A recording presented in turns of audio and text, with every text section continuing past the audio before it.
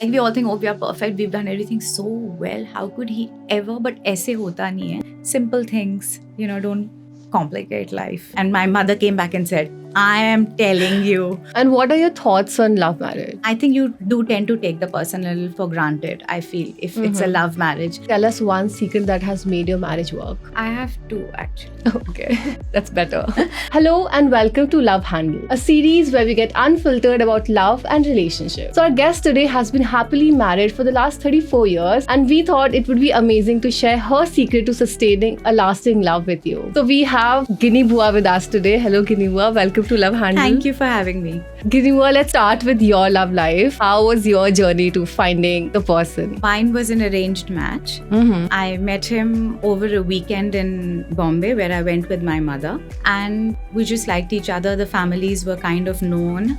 And over a period of 6 months, the engagement period, we met over a weekend every month. He would come to Delhi, I would go to Bombay, and then you just look forward to those weekends. And I think love happened somewhere along the way. For you, was it like marriage first and then love? I think engagement period helped in falling in love.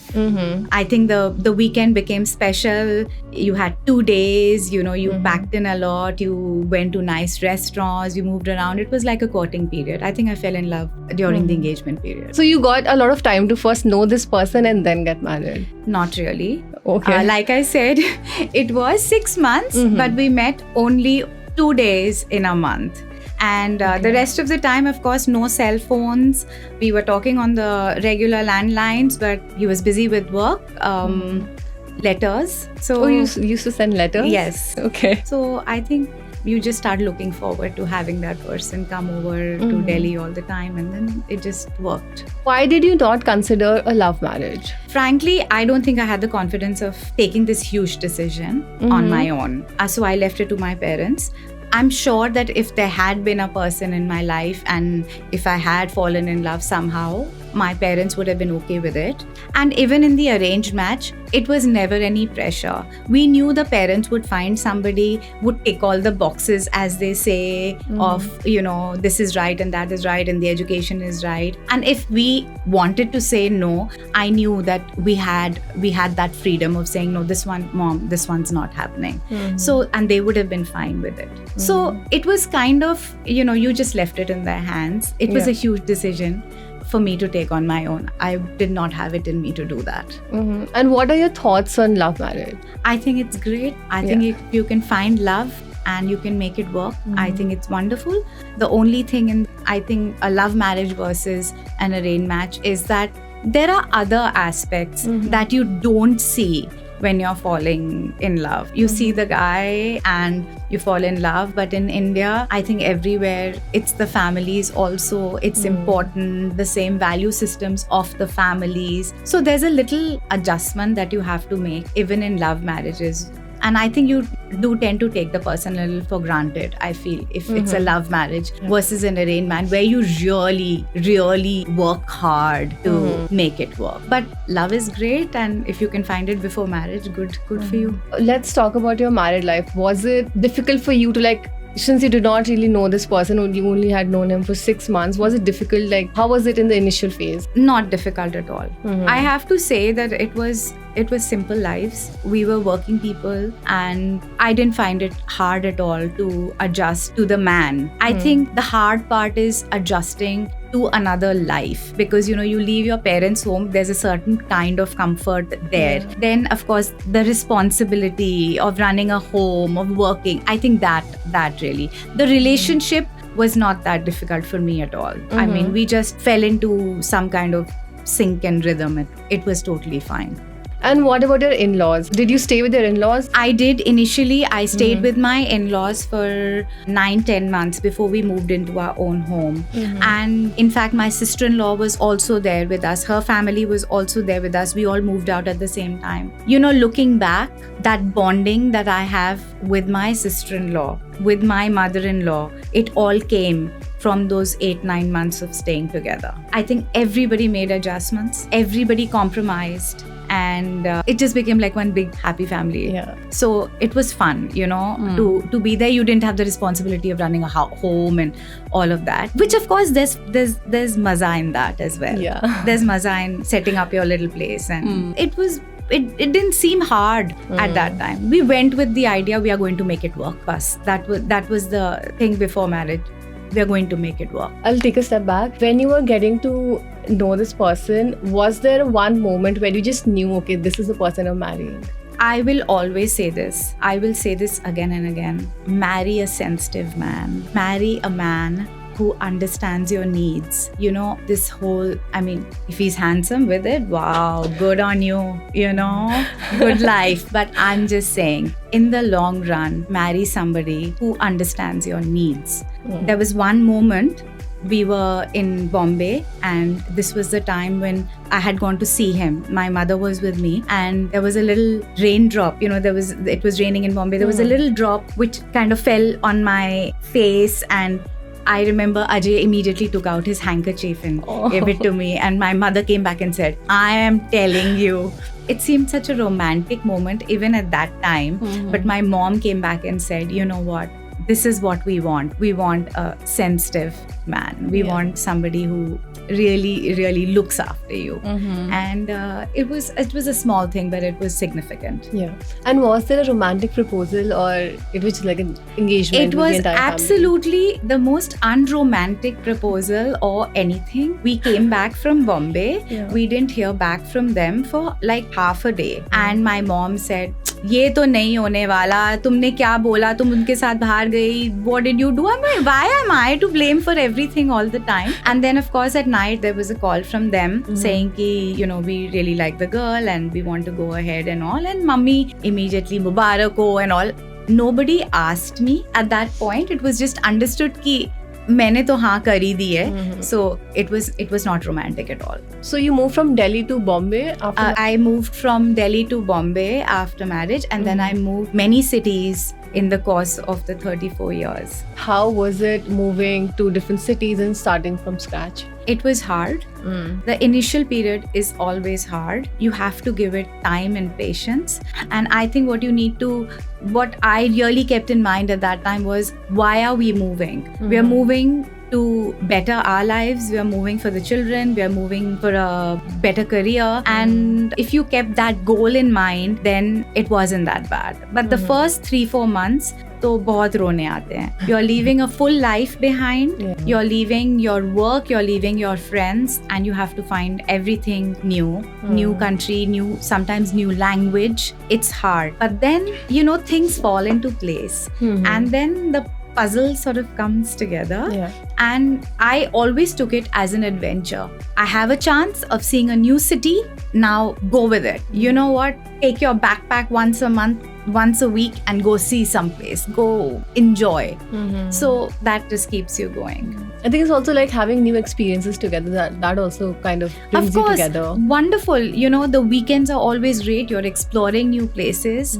You're meeting new people. You're together learning something fantastic about a new culture. So you grow together. Yeah. It's bonding, right? It's also bonding them. And do you have any interests that are very similar, or are you very different kind of people? I think similar and different. I'd say similar interests. We love reading. We love theatre. We both play the game of bridge. So there's a lot of common interests in that sense. Yeah. But my family is a very sports-oriented family. I enjoy it, but I can't do this 24/7. There is some sport going on in some part of the world every single day, which I don't need to watch. Yeah. So, which is fine, because then you get some me time, and you do your thing, I do my thing, and then we get some alone time, which is also good. He's big on sports. I'm not that big on sports. Ajay will travel for sports. I may not, but we have common interests. So that's how it is. If we talk about values, do you have any similar values as well?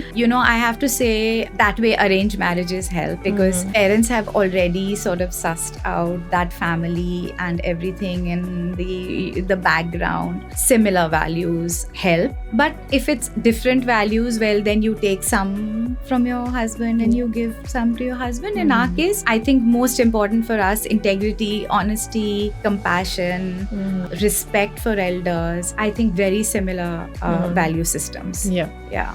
And did anything change after having kids? Everything changed. Life changed after having kids. Freedom finished after having kids. It's hard. Nobody tells you what happens when you have the child. Everybody says, oh, you're pregnant, congratulations, wonderful, you're going to be so, oh my God. I mean, it's hard on the marriage, the first few months. The sleep deprivation can finish a marriage, believe me. That's why you need the sensitive man, you know. That's why you need somebody who understands. It's hard on the marriage, but then, you know, there's so much joy. There's so much joy with a child at home, and that bonds you, because that becomes the common, everything, you know, becomes about the child. So hard, but wonderful.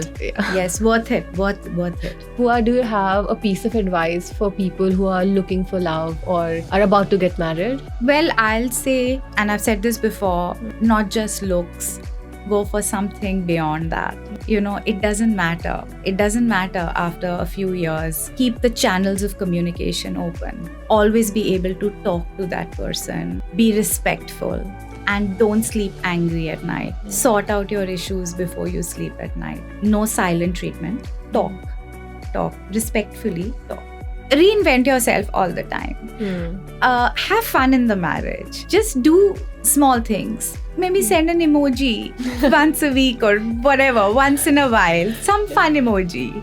Sometimes surprise with something interesting. Nothing that I don't think I have done anything bada ki kuch bahut hi matlab ho raha hai, but you can keep it alive with chota kuch. Kabhi kuch acha bana diya ghar mein, halwe shalwe. Bua, do you have any relationship rituals that you do without fail? Every Sunday morning we'll go to a nice coffee shop, sit there for 2 hours, relax, chit chat, walk around, small things, you know, it doesn't have to be anything big. I don't compromise. We don't compromise on that because it's really our time. We enjoy it a lot. Koi अच्छी जगह जाकर बैठ के आराम से, even if we take a book with us to read, even if we chit chat over there, kuch bhi, you know, but that 2-3 hours on Sunday morning we spend together, irrespective. You know, we've done it for years. Also, and I read this article one time in Reader's Digest, it stayed with me, कि walk करो अपने spouse के साथ. I think that really helps. It's that me time with him, you know, आधा पौना घंटा भी कर लो तो it's really nice. You just catch up in the day and just listen to each other. Simple things, you know, don't complicate life. Bua, can you tell us one secret that has made your marriage work? I have 2 actually. Okay, that's better. It was an advice. Both were from my mother, and she said, for nurturing harmony in a marriage, compromise thoda sa kar lo, kuch nahi hota hai. And the second thing she said, that if ever, and there will be many altercations in the marriage, please take a step back at that time. Usi time pe argument karke bolna is wrong. Maybe you're wrong, maybe he's wrong, but at that moment, in the heat of the moment, things come out of your mouth. They are disrespectful. They stay with you for the longest time. 2 घंटे wait करो. Everything cools down. सबको समझ आ जाती है उस time पे कि मेरी गलती थी या उसकी थी. And then keep the lines of communication open. फिर आराम से बैठ के उसको sort out करो. उस time चुप हो जाओ. उस टाइम मत बोलो, बहुत चीजें निकलेंगी which will be hurtful. So that stayed with me, and I think both of these things have been important. I think at that time, like, the emotions are running high and you say things that you don't mean. Correct. You say things that you don't need. You say really mean and hurtful things. Even the tone is sometimes completely off, and then you're like, oh my God, ये मैंने क्यों बोल दिया and all that. So थोड़ा चुप हो जाओ उस टाइम पे. It doesn't matter. और थोड़ा सा कॉम्प्रोमाइज कर लो, कुछ नहीं होता, सब कर रहे हैं. I think there's, I don't know, because of social media or what, but there is a negative connotation related to that word. Yes. But it's not really bad. Like, even if it's a love marriage, even if it's arranged, you have to compromise. Like, both the parties have to compromise. Both have to. And don't think he's not. Like, we all think, oh, we are perfect, we've done everything so well. How could he ever? But ऐसे होता नहीं है. There are things which are irritating the man completely, but he's keeping quiet about it. So you can do थोड़ा. और ये जो social media में, they're showing showing this whole marriage thing, like these couples. It looks like there's some rainbow and some halo and everyone's having a wonderful time and going to Maldives for a holiday and all. I mean, there is life that's happening in the background where kids are screaming and there's office and there's work and there's, so I think the social media has also made this thing into one kind of honeymoon, and you think, okay, there's everything wrong with your marriage now. Do you have any thoughts on working after marriage? I would say you must work after marriage. I would say everybody must work. Maybe you don't want to work immediately after, maybe you want to give it a break when the kids are there. But I'm telling you, it gives you a self of self-worth. It gives you some discipline. You go out of the house, you meet people, you learn more. You may have personal aspirations that you want to fulfill. I would say 100%. If it doesn't work for you, give it up. कोई बात नहीं हुआ. But एक बारी try करके तो देखो. It's wonderful. Yeah. It's wonderful. Okay, I have one more thing that I want to say to you about marriage, and this comes from my father. And he said that I want my daughter to marry in a house where she can breathe, where she has the freedom to breathe. And at that point, we did not understand what this meant. But believe me, you want to be in a home where you are allowed to do what you want to do. And that really makes you want to compromise and make that marriage work, because you then have the freedom to live your life as you want to live it. On that note, we're gonna end this video. I hope you enjoyed watching it as much as we enjoyed shooting it. Please like this video and subscribe to Verona for more such content. Verona, matchmaking reimagined.